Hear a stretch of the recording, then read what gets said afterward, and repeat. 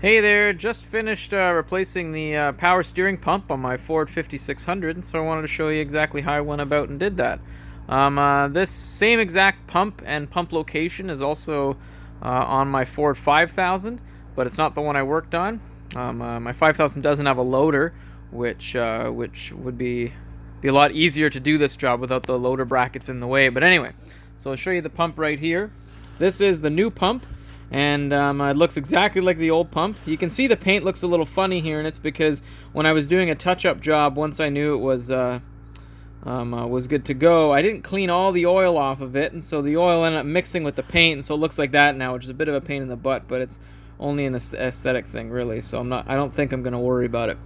But anyway, so before you actually take the pump off, you gotta make a few disconnects. So I'll show you what those are. So we'll climb down here.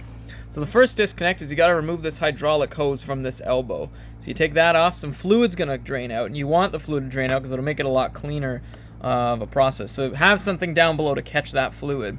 And then you've got this other fitting right here that you've also got to take out. And if you have this exhaust pipe here, you're going to want to remove it. My 5000 doesn't have it, it's on the other side. But on my 5600 here, it is here, and it's definitely in the way. I didn't remove it for mine. Because I didn't think it would be in the way, and it certainly was. It made the whole job a lot harder. There's two spots to remove it. So first you got to get right there, and you got to remove this bolt right here, and then that mounts it to the frame here. So you take that bolt out, and then all the way up top, if you follow it up, you got to open up the hood on the other side, which is easy, and then there's a hose clamp in there. You just take that hose clamp off, and then you can pull the exhaust pipe out, and that'll make the job a lot easier. So you've disconnected those and this, and then you let the fluid drain out. And then if it was leaking like mine, then you won't have much fluid to worry about, but you let the fluid drain out. And then what you gotta do is you gotta disconnect the pump actually from the tractor. And how you do that is there's two 9/16 bolts that you gotta remove. There's the first one there, and then the next one is right there. Can you see it? It's a little blurry. Yeah, so those two need to be removed. This third one here is actually smaller. That's a 1/2-inch bolt. It doesn't actually mount to the pump. You see, it comes with the other end there. It's actually holding these two parts together. So you don't really have to worry about that one. But so once you take those two bolts out, the pump's gonna basically just kind of slide out. And so there's some teeth. There's some teeth on the pump that groove into this part of the tractor here.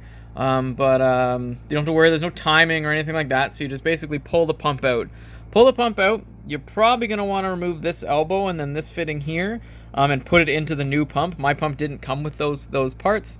If those are leaking, you'll have to replace them, but provided they're not leaking, I wouldn't be too worried about it. But yeah, so take those and then put them into the new pump.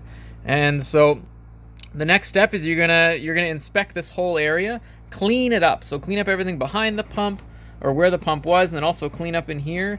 My pump, the new one, didn't come with a gasket that's supposed to fit between this spot and this spot, and so I used the old gasket. It's working just fine. But so don't throw anything out until you know you've got everything you need to reinstall this pump. But yeah, so especially assuming you have this pipe out of the way, the new pump should slide in really easily into those gears there. And so you put that pump in with that gasket in there, and then you slide in your two bolts, the one up here and the one down there, and tighten them on. I kind of tighten them gradually together, just to make sure it was going in even, and then put those in nice and tight. I couldn't find any specs for torque. I'll probably check them after, say, 5 or 6 hours just to make sure that they haven't come loose, but I put them on fairly tight. And then you're going to reconnect your hydraulic hose here and reconnect your hydraulic line here, and then put the exhaust back in.